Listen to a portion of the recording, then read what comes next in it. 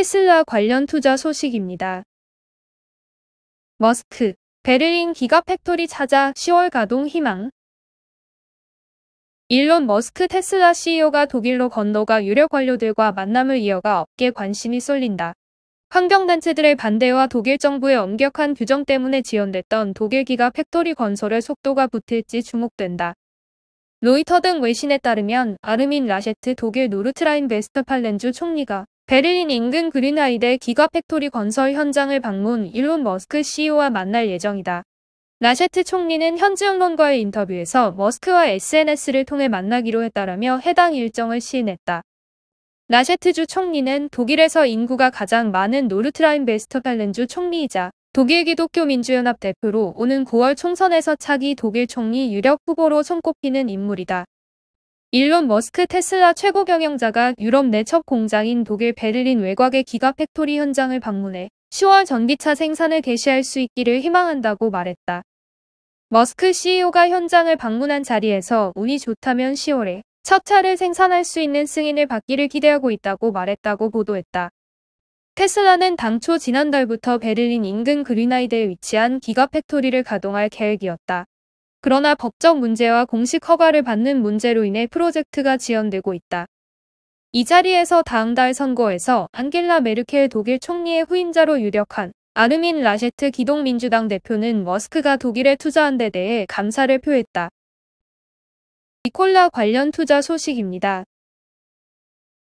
바이든 행정부, 니콜라의 $200만 보조금 승인. 바이든 행정부가 전기 트럭 업체 니콜라의 $200만 보조금을 승인했다고 CNN 비즈니스가 보도했다. 매체에 따르면 니콜라는 미 에너지부가 전날 $200만 보조금을 승인했다고 밝혔다. 이 보조금은 니콜라의 수소 연료 충전소를 위한 연료 금유 기술을 개발하는 데 도움을 주려는 것이다. 니콜라의 파블로 코지너 에너지 및 상업 부문 대표는 이번 보조금은 연료 전지 상업용 차량의 전반적인 효율을 개선하는 동시에 안전성과 신뢰성 있는 기준을 유지하는 데 요구되는 핵심 수소연료 기술 개발에 필수적이다라고 말했다. 이번 보조금은 2019년 8월에 $170만 자금 지원 이후 두 번째 정부 보조금이다. 니콜라는 아직 판매용 트럭을 생산하지 않고 있으며 연말까지 수십 대의 트럭을 생산하겠다고 약속했으나 계획대로 시행될지는 불확실하다.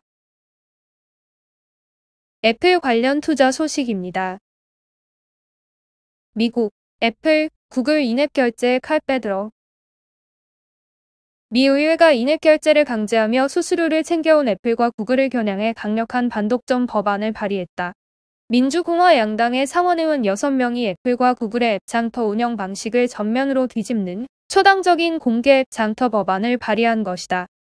앱 장터 시장을 장악한 두 회사는 그동안 앱 사용자들이 구글 플레이 스토어나 애플 앱 스토어에서 다운받은 앱 안에서 콘텐츠를 구매할 때 자사의 결제 시스템을 사용하도록 하는 인앱 결제를 강제하고 그 대가로 최대 30%를 수수료로 떼간다. 법안은 애플과 구글이 인앱 결제를 강제할 수 없도록 하고 애플 앱 스토어나 구글 플레이 스토어가 아닌 다른 앱 장터에서도 앱을 자유롭게 다운받을 수 있도록 한다는 게 핵심이다. 애플과 구글이 인앱 결제를 내세워 그간 자유로운 경쟁을 막고 독점적 지위를 누렸다고 판단한 것이다. 법안을 발의한 리처드 블룸원솔 미 상원의원은 애플과 구글이 수백억 달러에 이르는 앱 시장에서 문지기를 자처하며 막대한 돈을 긁어모았다고 했다. 인앱 결제는 전 세계 테크 업계의 화두였다. 앱 개발자들은 애플과 구글의 인앱 결제 수수료가 과도하다며 반발했다. 게임 개발사 에픽게임스, 음원 스트리밍 서비스 업체 스포티파이, 온라인 데이팅 서비스 업체 매칭그룹은 애플, 구글을 상대로 소송을 진행하고 있다. 지난달 31일 일론 머스크 테슬라 CEO는 자신의 트위터에서 애플의 앱스토어 수수료는 인터넷에서 사실상 글로벌 세금이라고 비판하기도 했다. 법안이 통과되면 애플과 구글은 상당한 타격을 입게 된다. 작년 한 해 전 세계 애플 앱스토어와 구글 플레이 스토어에서 발생한 인앱 결제 규모는 $853억 이른다. 업계에서는 두 회사가 챙긴 수수료만도 15조에서 30조 원에 이른다고 본다.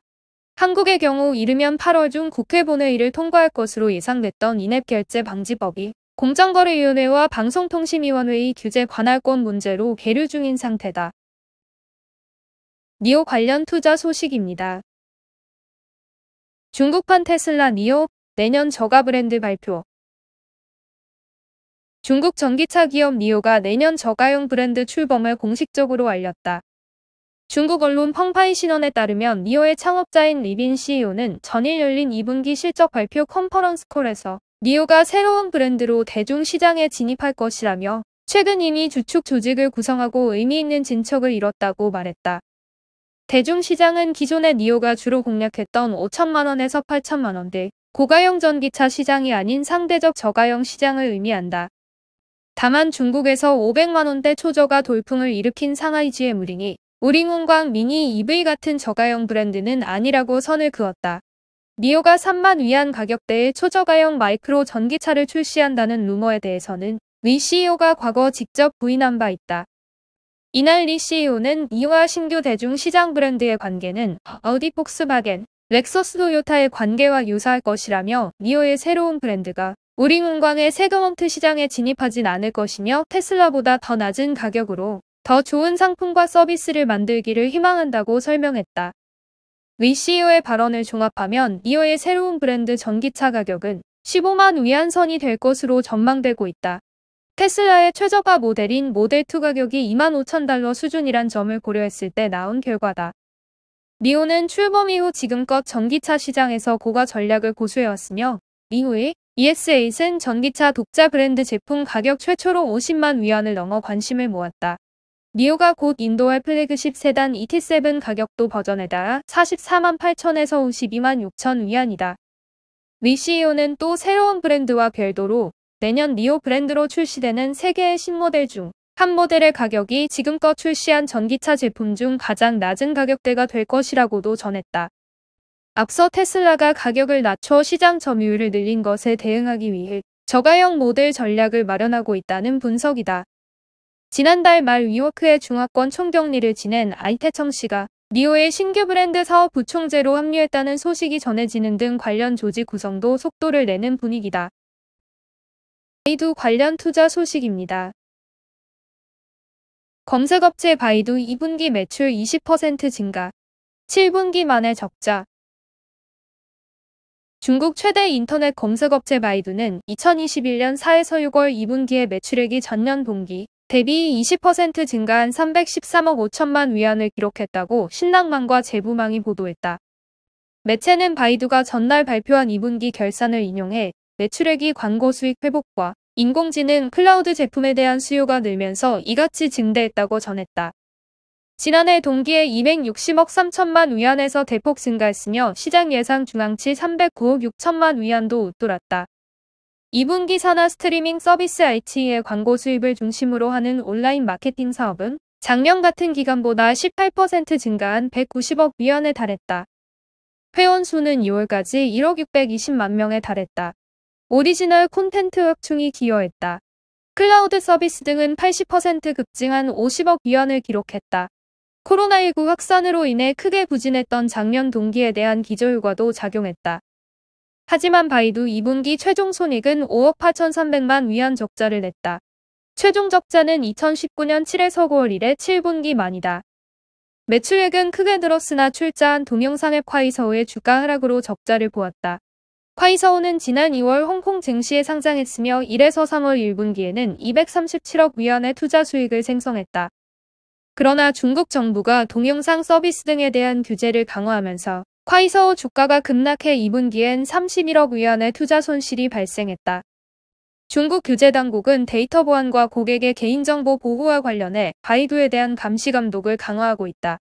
이현웅 최고 경영자는 감시에 눈이 심해졌지만 업무에는 아직 악영향을 미치지는 않고 있다고 밝혔다. 한편 바이두는 이날 위정쥔 최고 재무 책임자를 최고 전략 책임자로 임명했다. 위정쥔은 후임자를 선임할 때까지 10호를 겸임한다.